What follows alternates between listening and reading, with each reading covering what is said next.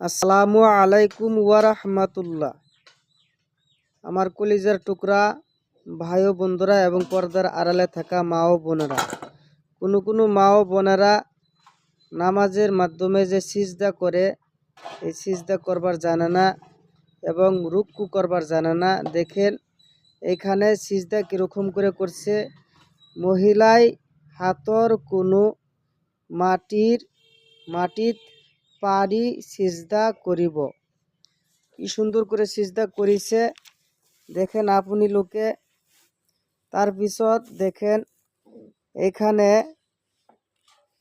মহিলাই রুকুত অলপ হালি আঁঠুর ওপৰত হাতৰ আঙ্গুলি মিলাই